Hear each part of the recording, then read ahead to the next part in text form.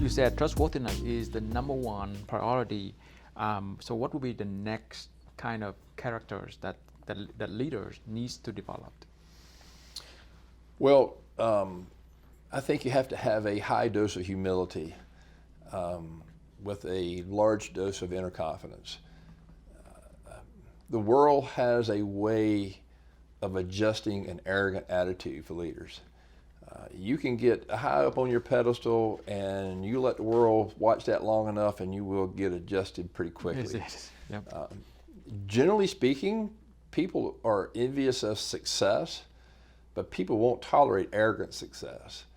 And you have to be real careful when your arrogance exceeds your humility, because it can be very devastating. I try to make sure I never want to be perceived as the smartest guy in the room. I find it very frustrating when I walk into rooms with people who already have all the answers. The moment you have all the answers, you're unteachable. And when you become unteachable, you've reached your capacity as a leader. Nothing fails like success. Right, that's exactly right. I had a mentor tell me one time, recently actually, this team that I have assembled right now is probably the best I've had since we've been open. It's just an incredible group of talented people. And I was having a conversation with my mentor, and I said, you know, for the first time since I started the company, I'm having some anxiety over my capability to lead such a talented team. Wow. And he said, let me ask you a question. He said, you've heard the story of David and Goliath. Mm-hmm. And he said, so David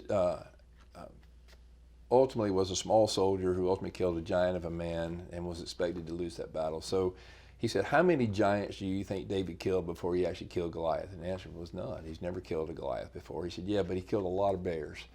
So he was prepared for that battle. And at the end of the day, he let said, you spent 40 years preparing for this moment. Don't let your self over humble and destroy your inner confidence. And he said, you can do this. And I left there with a renewed sense of confidence. It was so I have those battles in my own mind. Sometimes all leaders do, right? Am I qualified? Am I capable? Can I lead such a talented team? So you got to have that inner confidence. You can't let it leave you, but it can't rise to a level of arrogance. It has to stay humble all the time. Interesting. For all of the things that you did, but you still have a little of self-doubt within yourself, right? Well, look, we all should have self-doubt. The minute you don't have self-doubt means you think you've got the answers, and you don't search for opportunities to learn.